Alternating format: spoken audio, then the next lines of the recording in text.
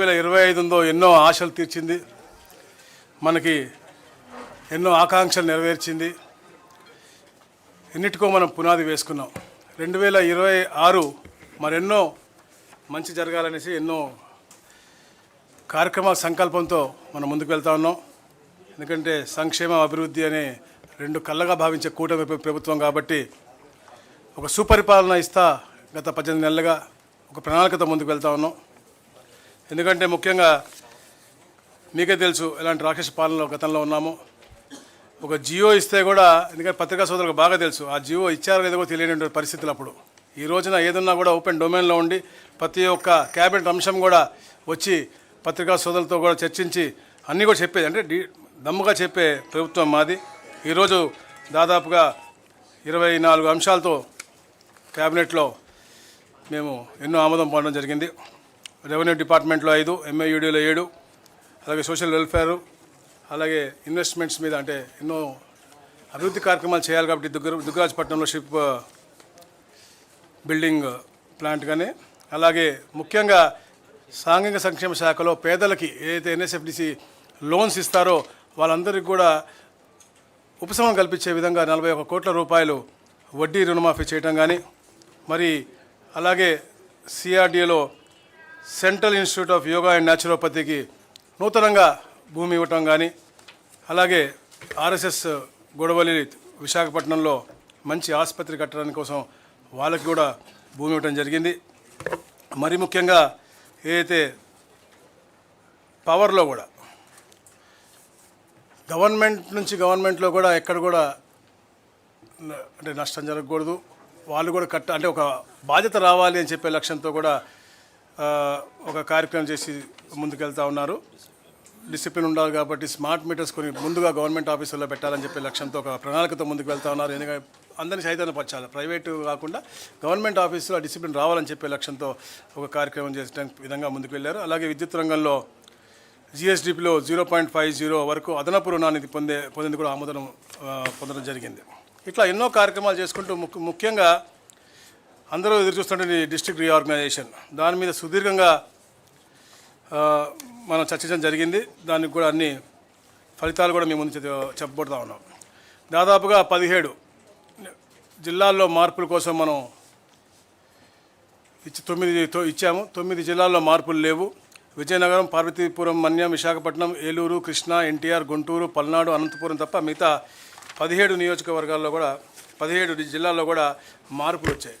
ఏదైతే గజెట్ ఇచ్చిన తర్వాత పబ్లిక్ నుంచి వచ్చిన రెస్పాన్స్ బట్టి మనకి ఎక్కడెక్కడైతే మండలాలు మారాలో, ఎక్కడెక్కడైతే డివిజన్స్ కావాలో అవన్నీ కూడా మనం ఏర్పాటు చేయడం జరిగింది. నూతనంగా రంపచోడవరం అంటే పోలవరం రంపచోడవరం, ఎందుకంటే పోలవరం అనేది ఈ రాష్ట్రానికే ఒక మంచి పేరున్నటువంటి మనకంటే మనం పోలవరాన్ని సోమవారంగా పెట్టుకుని మనం గతంలో కూడా చాలా కార్యక్రమాలు చేసాం. ఇది మనకి ఒక నాడి అని చెప్పి, జీవనాడి అని చెప్పి చెప్పుకున్నాం కాబట్టి ఆ పేరు ఉండాలనే లక్ష్యంతో పోలవరం జిల్లాగా ఒకటి ఏర్పాటు చేసి రంపచోడవరం నియోజకవర్గాన్ని దాన్ని అభివృద్ధి చేయాలని చెప్పేసి, అలాగే ఎక్కడైతే పోలవరం విలేజ్ ఉందో దాన్ని కూడా రాబోయే రోజుల్లో అభివృద్ధి చేసి ఆ ప్రాంతానికి కూడా రెవెన్యూ పరంగా కూడా ఒక డివిజన్ ఇవ్వాలని చెప్పేసి కూడా ముఖ్యమంత్రి గారు కాంక్షించారు. అది రాబోయే రోజుల్లో కూడా చేయాలని చెప్పేసి మేము చేస్తూ ఉన్నాం.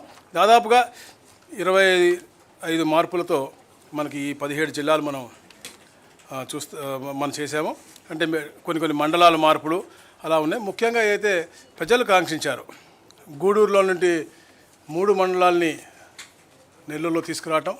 ఎప్పటి నుంచో గూడూరు ప్రజలు నెల్లూరుకి చాలా దగ్గరగా ఉన్నాం, మేము తప్పకుండా అటు వెళ్ళాలని చెప్పేసి వారు కోరారు. అందుకనే కోట, చిలకూరు మండలం, గూడూరు మండలం మనం నెల్లూరుకు తీసుకొస్తాను. అలాగే కింద ఉన్నటువంటి 2 మండలాన్ని మనం తిరుపతిలో పెడతా ఉన్నాం. దాని ద్వారా ఏమవుతుందంటే దుగ్గరాజపట్నం పోర్టు కిందకు ఉంటుంది తిరుపతి జిల్లాలో, పైకి కృష్ణపట్నం పోర్టు మొత్తం కూడా అటు. ఎందుకంటే ఇంతకుముందు గత ప్రభుత్వం చేసింది ఎక్కడ కూడా ప్రాపర్గా ఆలోచించకుండా, మంచి పరిపాలనా సౌలభ్యం ఉండే విధం ఉండకుండా ఆ కార్యక్రమాలు చేశాయి. అందుకనే ఇవన్నీ కూడా మనకి ఇబ్బంది ఉంటుంది. అలాగే ఏదో రంపచోడవరం ముందు ముఖ్యంగా చెప్పాను నేను, ట్రైబల్స్ వారి యొక్క అభివృద్ధి అనేది ఎక్కడ కూడా కుంట పడకూడదు, అక్కడ మంచి పరిపాలన లక్ష్యంతోనే ఒకే పార్లమెంట్లో 3 జిల్లాలు అయినప్పటికీ కూడా అది తప్పకుండా ఏర్పాటు చేయాల్సిన అవసరం ఉందనే లక్ష్యంతోనే ఈ కార్యక్రమం చేపట్టారు.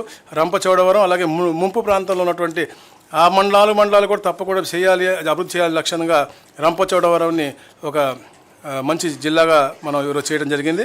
అలాగే సామర్లకోట మండలాన్ని మనం పెద్దాపురంకి మార్చడం అంటే కలిపి అటు మండలం మార్చడం. అలాగే ఏదైతే మండపేట ప్రజలు ఎప్పటి నుంచో కాంక్షిస్తూ ఉన్నారు, రాజమండ్రి కూతవేటి దూరంలో ఉంటాం మేము, రాజమండ్రిలో మమ్మల్ని కలపాలి అనేది, అది గతంలో చాలా రిప్రజెంటేటివ్ వచ్చినాయి, అవి కూడా చేయడం జరిగింది. అలాగే ముఖ్యంగా పెనుగొండ ఏదైతే మనకి వెస్ట్ గోదావరిలో ఉన్నటువంటి పెనుగొండ గ్రామాన్ని వాసవి పెనుగొండగా మార్చాలని చెప్పేసి ఎప్పటి నుంచో కాంక్షిస్తూ ఉన్నారు. ఎందుకంటే అక్కడ వాసవి మాత జన్మస్థలం అని చెప్పేసి వారు కోవడం జరిగింది. ఆ పేరు కూడా మార్పిడి కూడా ఈరోజు క్యాబినెట్లో ఆమోదం పొందడం జరిగింది. అలాగే ముఖ్యంగా ఈ ప్రాంతానికి వస్తే అద్దంకి నియోజకవర్గం బాపట్ల నుంచి ప్రకాశం జిల్లాలోకి, అలాగే నూతనంగా రెవెన్యూ డివిజన్ ఏర్పాటై దర్శి నియోజకవర్గం మొత్తం కూడా నిన్న అంటే చాలా చూసామని మధ్యలో దొనకొండ అటు వెళ్తుంది, ఇటు మొత్తం దర్శి నియోజకవర్గం కూడా అద్దంకి సబ్ డివిజన్లో ఉండి ప్రకాశం జిల్లాలో ఉండే విధంగా ఏర్పాటైంది. మార్కాపురం, కనిగిరి, ఎర్రగొండపాలెం అలా గిద్దలూరు కలిపి నూతన జిల్లా ఏదైతే ఎప్పటి నుంచో అందరూ కాంక్షిస్తూ ఉన్నారు ప్రాంత ప్రజలు, వాళ్ళందరి కళలు సాకారం అయ్యే విధంగా ఒక అభివృద్ధి చేయబడే విధంగా ఈ యొక్క కార్యక్రమం చేయడం జరిగింది. మార్కాపురం జిల్లా పూర్తి నియోజకవర్గాలు మార్కాపురం, గిద్దలూరు, కనిగిరి, ఎర్రగొండపాలెం. అలాగే ఏదైతే కురిచేడు, దొనకొండ 2 కూడా మీకు అద్దంకి సబ్ డివిజన్, ప్రకాశం అంటే డిఫరెంట్ రిప్రజెంటేషన్ మాకు వచ్చినాయి. అన్నీ కూడా మేము డిస్కస్ చేసి ఏది పరిపాలన సౌలభ్యం ఉంది రాబోయే రోజుల్లో అన్ని జిల్లాల దగ్గరికి ఒక నియోజకవర్గం వల్ల వెళ్ళటం అనేది కష్టం అవుతూ ఉంటుంది. ఒక public representative let be MLA or any officer ఇద్దరు జిల్లా కలెక్టర్ దగ్గరికి పోవాలి అంటే ఇబ్బంది అవుతుంది. కాబట్టి ఎంత తక్కువ చేయగలిగామో అంత తక్కువగా మేము జిల్లాల్లోని మండలాలు అంటే ఒక నియోజకవర్గాన్ని 2 జిల్లాలు పెట్టలేదన్నమాట. అట్లా అది అయిపోయింది. తర్వాత ఏదైతే రైల్వే కోడూరు ఉందో ఎప్పటి నుంచి వాళ్ళు కాంక్షిస్తూ ఉన్నారు తిరుపతిలో రావాలని, వాళ్ళ జీవితాంతం వాళ్ళు కలగంటా ఉన్నారు. అది తిరుపతి జిల్లాలోకి తీసుకురావడం జరిగింది. రాజంపేట ఎప్పటి నుంచో ఉద్యమాల ప్రాంతం, వాళ్ళు ఎప్పుడు కూడా మేము హెడ్ క్వార్టర్ కావాలి లేకపోతే మా కడపలో ఉంచండి అని చెప్పేసి వాళ్ళు ఎప్పటి నుంచో కోరుతున్నారు. వాళ్ళు రాయచోటి అనేది వాళ్ళు ఎప్పుడు కూడా హెడ్ క్వార్టర్గా వాళ్ళు ఒప్పుకోవట్లేదు. కాబట్టి రాజంపేటను కడపలో తీసుకెళ్లాలని చెప్పేసి ఒక ఆలోచనతో ఈరోజు ఈ క్యాబినెట్ ఆమోదం చేసింది. అలాగే ముఖ్యంగా మదనపల్లి జిల్లాలో ఏర్పాటు చేయాలని చెప్పేసి అందరూ కూడా డిస్కస్ చేశారు. ఏదైతే రాయచోటు ఉందో అది నిజంగా అంటే అది కొంచెం బాధాకరం విషయం. ఎందుకంటే గతంలో చేసినటువంటి పాలకులు ప్రాపర్గా చేయకుండా, ఎందుకంటే సరౌండెడ్ బై కాన్స్టిట్యున్సీస్ని ప్రాపర్గా వాళ్ళు ఇన్వాల్వ్ చేసి రాయచోటిని హెడ్ క్వార్టర్కి పెట్టుంటే ఈ ప్రాబ్లం వచ్చేది కాదు. రాజంపేట వాళ్ళు ఎప్పుడు కూడా కడపకు వెళ్తూ ఉంటారు. ఈ మన పొంగునూరుని తీసుకెళ్ళి చిత్తూరులో పెట్టి దాన్ని ఇక్కడ కలపకుండా అంటే ఒక అసలు పరిపాలనా సౌలభ్యం లేనటువంటి విధానంగా కేవలం రాయచోటిగా పెట్టేటువంటి పరిస్థితి. కాకపోతే ఇప్పుడు మన రాయచోటిని సింగిల్గా ఒక నియోజకవర్గాన్ని ఒక డిస్ట్రిక్ట్గా ఇవ్వలేము. కాబట్టి అన్నమయ్య జిల్లా అలాగే అన్నమయ్య జిల్లాగా ఉండి హెడ్ క్వార్టర్ని మదనపల్లికి మార్చడం జరుగుతూ ఉంది. రాయచోటి కూడా మదనపల్లి జిల్లాలో ఒక భూభాగంగా ఉంటుందని చెప్పేసి కూడా మీకు తెలియజేస్తూ ఉన్నాను.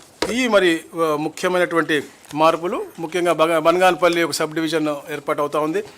అలాగే అడ్డ రోడ్డు అనకాపల్లి జిల్లాలో ఒక సబ్ డివిజన్ ఏర్పాటు అవుతూ ఉంది. అలాగే రాజంపేట ఏదైతే సిద్ధవటమును మరియు ఒంటిమిట్ట ఉందో వాళ్ళు ఎప్పటి నుంచో కూడా మేము కడపతోనే ఉంటా ఉన్నారు. సో వాళ్ళని కూడా అక్కడే ఉండే విధంగా. అలాగే మడకశిర ఎప్పటి నుంచో కాంక్షిస్తూ ఉన్నారు ప్రజలు, అక్కడ అందరూ కూడా సపరేట్ రెవెన్యూ డివిజన్ కావాలని, ఎందుకంటే అది కొంచెం పక్కకు తోసినట్టు ఉంటుంది కాబట్టి అది కూడా చేసినటువంటి పరిస్థితి. ఈ విధంగా ఈ మార్పులతో నూతనంగా రీఆర్గనైజేషన్స్ అన్నీ కూడా చేసి రేపటికి అది పూర్తవుతూ ఉంటుంది. ఎందుకంటే మేము 27/11 గజెట్ ఇచ్చాం, 27/12 అన్నీ కూడా అబ్జెక్షన్స్ తీసుకుని డిస్కస్ చేయడం జరిగింది. 31 నోటిఫికేషన్ ఇస్తాం కాబట్టి ఇవన్నీ కూడా 1వ తారీఖు నుంచి ఆచరణలోకి వస్తాయని చెప్పేసి కూడా తెలియజేస్తూ ఉన్నాను. 2 జిల్లాలు. అలాగే చెప్తా ఆదోనిలో కూడా చిన్న మార్పు. ఆదోనిలో ఒక మండలం పెంచి ఆదోని 1, ఆదోని 2 అని చెప్పేసి అక్కడ కూడా ఏర్పాటు చేయడం జరిగింది. రాబోయే రోజుల్లో ఎట్లయినా అవసరం బట్టి ఇంకేమైనా ఉంటే కూడా అక్కడ మార్పు చేస్తామని చెప్పేసి కూడా చెప్పాము మేము. పూర్తయినాక ప్రశ్నలు తీసుకోండి.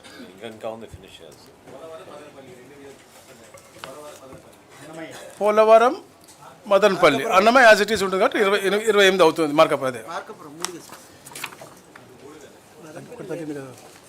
మదనపల్లి లేదు. అన్నమయ్య జిల్లా పేరు అట్నే ఉంటుంది. అన్నమయ్య రాయచోటి విల్ బి భాగం. Head quarter is Madanapalle. It's like Annamayya at Madanapalle. You can write down as Annamayya at Madanapalle.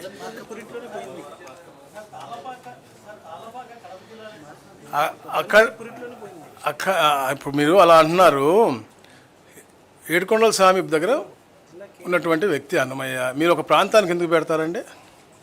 రాజంపేటలో జన్మించాలి అక్కడే అంటే కాదు కదా. బ్రహ్మాండ నాయకుని దగ్గర సేవ చేసినటువంటి వ్యక్తి. అందరూ అలా అనుకుని ఒక పేరు ఇవ్వాలి. ఎన్టీ రామారావు గారు ఎక్కడ జన్మించారండి? నిమ్మకూరులో. ఎక్కడ ఇచ్చారండి? అట్లా మీరు చూసుకుంటే అలాంటివి చాలా ఉన్నాయి. అట్లా ఉండదు. వాళ్ళకు ప్రాముఖ్యత ఉన్నటువంటి వారు ఎక్కడైనా పెట్టుకోవచ్చు. అందుకనే పెట్టారు. పోలవరం ఉన్నటువంటి ప్రాంతం రావట్లేదు, పక్కన ఇస్తుంది. ఎందుకంటే ఎక్కడైతే రీహాబిలిటేషన్స్ జరిగినాయో, ఎక్కడైతే మనుషులు అందరు కూడా ఇక్కడ నుంచి అక్కడికి మార్చబడ్డారో, అక్కడ డెవలప్ చేస్తానో అక్కడ పెట్టాము.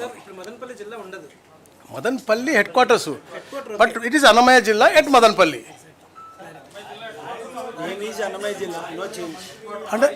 అంటే ఇప్పుడు 100% మీరు అడిగిన దాంట్లో ఉంది. ఏ ఎమ్మెల్యే కావచ్చు, ఏ మంత్రి కావచ్చు, వాళ్ళ హెడ్ క్వార్టర్ పోయేదని బాధాకరమైన విషయం. గౌరవ ముఖ్యమంత్రి గారు చాలా డిస్కస్ చేసి, చాలా కన్సర్న్తో అక్కడ ఉన్నటువంటి అందరితో కూడా చర్చించి, ఎందుకంటే ఎవరు ఉండట్లేదు కాబట్టి, రాజంపేట వాళ్ళు మేము ఉండము, మేము అసేమిరాని గొడవ చేస్తున్నారు, రైల్వే కొడుకు గొడవ చేస్తున్నారు కాబట్టి తప్పనిసరి అందరితో చర్చించిన తర్వాత ఇలాంటి డ్రాస్టిక్ డెసిషన్ తీసుకోవడం వచ్చింది. రాంప్రసాద్ రెడ్డి గారు చాలా బాధపడుతూ ఉన్నారు. వారు అడుగుతూ ఉన్నారు. వారు అంటే ఎవరు కూడా కోరుకోరు వెళ్ళిపోతారు. అందుకని మీరు చెప్పినట్టుగా వారిని మళ్ళీ పిలిపించడం జరిగింది. ఇప్పుడు కూడా గౌరవ ముఖ్యమంత్రి గారు మళ్ళీ క్యాబినెట్ తర్వాత కూడా వారి రూమ్లోకి పిలిచి మాట్లాడి ఉదాహరణ జరిగింది. తప్పకుండా అభివృద్ధి చేస్తాము. రాయచోటిని ఎప్పుడు లేని విధంగా, ఎందుకంటే వాళ్ళ ఆశ చూపించిన విధానంలో కూడా ప్రాపర్గా లేదు. ఇప్పుడు వద్దు అనుకున్న వాళ్ళతో మనం ఎంతసేపు మాట్లాడగలం, ఎంతసేపు మనం కలిసి జీవించగలం? చుట్టుపక్కల అంటే ఆ రోజు పారదర్శకంగా చేసి ఉంటుంటే ఈ ప్రాబ్లం వచ్చేది కాదు.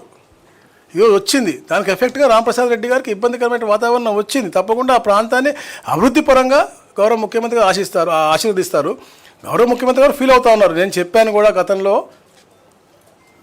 రాయచోటిని అని, వారు కూడా ఫీల్ అవుతూ ఉన్నారు, దాంట్లో డౌట్ లేదు. కానీ ఎవరు కోరుకోవట్లేదు ఉంటానికి రాయచోటితో. రాయచోటి అనేది డిఫరెంట్లీ లొకేటెడ్ ప్లేస్ ఉంది. మేము కడపలో ఉంటామని చెప్పి రాజంపేట వాళ్ళు, రైల్వే కోర్టులో మేము తిరుపతిలో ఉంటామని చెప్పేసి విపరీతంగా అడుగుతూ ఉన్నారు. సో దాన్ని చేయడానికి చేశాను తప్ప వేరేదేం లేదు. రాంప్రసాద్ రెడ్డి తప్పకుండా దీన్ని అధిగమిస్తాడు. రాబోయే రోజుల్లో ఆ ప్రాంతాన్ని ఎలా అభివృద్ధి చేయాలో గౌరవ ముఖ్యమంత్రి గారు తప్పకుండా చేసి పెడతారు. వాళ్ళకి మెడికల్ కాలేజ్ కావాలా, లేకపోతే ఇంకేమన్నా కావాలా అనేది చూసి తప్పకుండా చేసి పెడతారు. కేవలం అడ్మినిస్ట్రేటివ్ గ్రౌండ్స్. గతంలో చెప్పా కదా, ఇప్పుడు పొంగనూరు ఇంత ఏ పార్లమెంట్ అండి? దాన్ని తీసుకెళ్ళి చిత్తూరులో ఎందుకు పెట్టారండి? ఆ రోజే పొంగనూరు పెట్టుంటే ఇవన్నీ కలిపి అప్పుడు హెడ్ క్వార్టర్ పెట్టి అభివృద్ధి చేస్తుంటే బాగుండేది. ఎందుకు పెట్టలేదని అట్లా? పొంగనూరు ఇక్కడ తీసుకెళ్ళి చిత్తూరులో అది ప్రాపర్ జియోగ్రఫీగా, టోపోగ్రఫీగా కరెక్టా? కాదు కదా. ఇది అన్ని పరంగా అన్ని వర్గాలకి న్యాయం చేసినట్టు ఉంటుంది. రాయచోటికి కూడా యాక్చువల్గా మంచి జరుగుతుంది కదా. హెడ్ క్వార్టర్ పోయింది అనే బాధ అనేది తప్పకుండా ఉంటుంది ఆయనకి కానీ, రాంప్రసాద్ గారికి కానీ. తప్పకుండా గౌరవ ముఖ్యమంత్రి గారు రాంప్రసాద్ గారికి 80% అన్యాయం చేయరు. అందుకనే వారిని కూడా పిలిచి మనం మాట్లాడడం జరిగింది.